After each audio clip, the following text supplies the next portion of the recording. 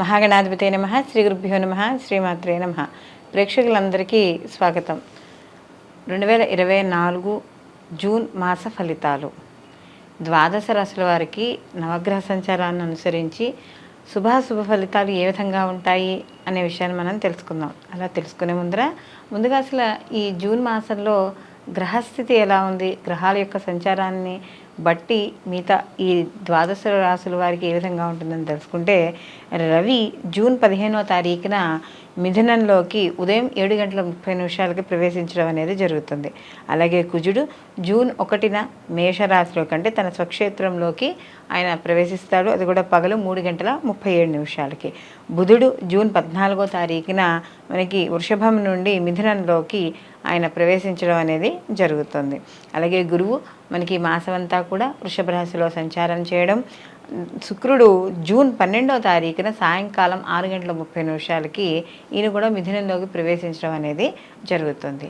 రాహుకేతువులు ఇద్దరు కూడా మనకి రాహు వచ్చి మీనరాశిలోను, కేతు వచ్చి కన్యారాశిలోను సంచారము. శని భగవానుడు తన స్వక్షేత్రం మూల త్రికోణ స్థానమైన కుంభరాశిలో ఈ మాసం అంతా సంచారం చేయడం అనేది జరుగుతుంది.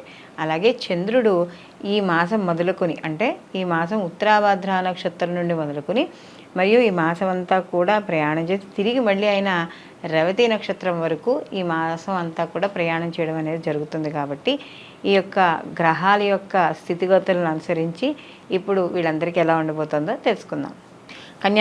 కన్యారాశిలోకి ఉత్తర 2, 3, 4 పాదాలు, హస్త 1, 2, 3, 4 పాదాలు, చిత్త 1, 2 పాదాలు మనకి కన్యారాశిలోకి వస్తాయి. కన్యారాశికి రాశ్యాధిపతి వచ్చి బుధుడు. కన్యారాశి వాళ్ళకి ఈ మాసంలో కానీ చూసుకుంటే వీళ్ళకి వాళ్ళు చేసే వృత్తి ఉద్యోగ వ్యాపారాల పరంగా మంచి లాభాలు పొందడం, వాళ్ళు చేస్తున్న వాటిల్లోనే ఉన్నతి పొందడం, వృద్ధి పొందడం అనేది జరుగుతుంది. అలాగే ఎవరికైతే నూతన పరిచయాలు ఏర్పడతాయో ఆ నూతన పరిచయాలు లాభించడము, అలాగే ఈ రాశిలో ముఖ్యంగా స్త్రీల వల్ల కాస్త కలిసి రావడము, అలాగే మధ్యలో వీళ్ళకి మంచి అంటే స్త్రీలు కానీ పురుషులు కానీ కన్యారాశిలో ఉన్న వాళ్ళకి వాళ్ళు పునస్కారాలు అందుకోవడం ఇలాంటివన్నీ కూడా మనకి కనబడతాయి. అలాగే ఇక్కడ కొంత ఏదైతే దూర ప్రయాణాలు అవన్నీ ఉంటాయో ఆ చేసే దూర ప్రయాణాలు అంటే విహారయాత్రలు కావచ్చు, తీర్థయాత్రలు కావచ్చు, ఏవైనా సరే అవి కలిసి రావడం అనేది వీళ్ళకి ఈ కన్యారాశి వాళ్ళకి ఉంది మనకి. అలాగే విద్యార్థులకు మంచి తెలివితేటలు పెరగడం, అలాగే వాళ్ళు ఏదైతే వీళ్ళు ఉన్నత విద్య కోసం ప్రయత్నిస్తున్నారో ఆ ఉన్నత విద్య కోసం చేసే ప్రయత్నాలన్నీ ఫలించడం అనేది కనబడుతుంది. అలాగే వీళ్ళు స్కాలర్షిప్ల కోసం, లోన్స్ కోసం ఎవరైతే అప్లై చేస్తున్నారో వాళ్ళందరికీ కూడా అనుకూలంగా ఉండడం అనేది కనబడుతోంది. అలాగే ముఖ్యంగా ఇక్కడ కుటుంబ పరంగా కానీ చూసుకున్నప్పుడు వీళ్ళకి కుటుంబ సభ్యుల యొక్క సహాయ సహకారాలు అందడం, మీ మాటకి సమాజంలోనూ అంటే ఇంటా బయట కూడా విలువ పెరగడం అనేది ఇక్కడ కనబడుతోంది. అలాగే ఎవరైతే వివాహం కాని స్త్రీ పురుషులు ఉన్నారో వివాహానికి సంబంధించిన ఏవైనా కొన్ని మాటలు కొద్దిగా కదలడం లేదా వాటికి సంబంధించిన పనులు ముందుకు వెళ్ళడము ఇలాంటివన్నీ కూడా జరుగుతూ ఉంటాయి. నిరుద్యోగులు ఎవరైతే ఉన్నారో వారికి ఉద్యోగ భృతి, లేకపోతే ప్రభుత్వ పరంగా ఎవరైతే ఏమైనా ఆలోచనలు చేస్తున్నారో ప్రభుత్వ పరంగా కూడా మంచి లాభాలు పొందడం అనేది ఈ కన్యారాశి వాళ్ళకి ఈ మాసంలో కనబడుతోంది. అలాగే ఇక్కడ వీళ్ళు చేసే అంటే వీళ్ళకి ఆదాయం తగ్గట్టుగానే కూడా వీళ్ళు కొంత ప్రతిదీ వాళ్ళ కోసమనే స్వార్థపూరితంగా కాకుండా సేవా కార్యక్రమాల్లో పాల్గొనడం, ధనాన్ని ధాన్యాన్ని ఎవరికొకరికి పంచిపెడుతూ ఉండడం, అంటే డబ్బుని పంచిపెడుతున్నారు. అలాగే దానికి తగ్గట్టుగా ఏదైనా కొన్ని సేవా కార్యక్రమాల్లో భాగంగా కొంత ఆర్థిక సహాయమే కాకుండా కొంత వస్తు రూపేణా కూడా ఎవరికైనా దాన ధర్మాలు చేసే అవకాశం అనేది ఇక్కడ కనబడుతోంది. అలాగే ఇక్కడ బంధువుల నుండి మిత్రుల నుండి కూడా మంచి లాభాలు పొందడం, వాళ్ళతో కలిసి విందు వినోదాల్లో పాల్గొనడం, వాళ్ళ ద్వారా కూడా కొంత వీళ్ళు చేసే వృత్తి ఉద్యోగ వ్యాపార పరంగా కూడా కలిసి రావడం ఇవన్నీ కూడా కన్యారాశిలో ఎక్కువగా కనపడుతూ ఉండడం అనేది మనకి జరుగుతుంది. అలాగే ఈ కన్యారాశి వాళ్ళకి కానీ చూసుకున్నప్పుడు వీళ్ళకి ఈ యొక్క అంటే ఈ ఏదైతే రవి యొక్క సంచారం, అలాగే కుజుడు వీళ్ళకి జూన్ 1 నుంచి 8వ తారీఖు అంటే వీళ్ళకి అష్టమ స్థానంలోకి సంచారం చేయడం అనేది జరుగుతుంది. కాబట్టి వీళ్ళకి కుజుడు యొక్క ప్రభావం ఆరోగ్య విషయాల్లో ఈ బీపీ షుగర్ ఉన్న వాళ్ళు కొంచెం జాగ్రత్త చూసుకుంటూ ఉండాలి. అయితే ఇక్కడ వీళ్ళకి నవమ స్థానంలో ఎప్పుడైతే గురువు యొక్క సంచారము దీంతో పాటుగా షష్టమ స్థానంలో శని భగవానుడి యొక్క సంచారం రెండూ నడుస్తున్నాయి కాబట్టి శత్రు రుణ బాధలు ఎంత మిమ్మల్ని ఇబ్బంది పెడదామని ప్రయత్నించినా కూడా మీకు అదంత అనుకూలంగా ఉండడం అనేది జరగదు. అంటే ఎదరవాళ్ళు ఎంత సంబరపడతారో అంత వాళ్ళకి పాపం అయ్యో మనం ఏదో చేద్దాం, వాళ్ళు ఏదో అయిపోతారు అనుకుంటే అవ్వలేదని ఒక అవతల వాళ్ళకు కూడా ఒక రకమైన కసి పెరగడం అన్నమాట.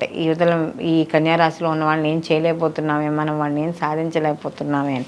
కాబట్టి అలాగే ఈ రాశిలో ఎవరైతే స్త్రీలు ఉన్నారో కొంత మానసికపరమైన దీన్ని అంటే ఒక స్థిరత్వాన్ని తెచ్చుకుని ముందుకు వెళ్ళడం ద్వారా అన్నీ అవుతాయి. అలాగే ఆర్థికపరమైన విషయాల్లో వీళ్ళకి కాస్త పొదుపు చేస్తారు, ఆదాయ మార్గాలు పెరుగుతాయి. అలాగే కుటుంబ వాతావరణం కూడా సంతోషకరంగా ఉండడం అనేది ఇక్కడ కనబడుతోంది. అలాగే కన్యారాశి వాళ్ళకి ఈ సినీ కళా రాజకీయ రంగాల్లో వాటిల్లో ఎవరైతే ఉన్నారో వాళ్ళకి అనుకూలమైన ఫలితాలు గోచరించడం అనేది జరుగుతోంది.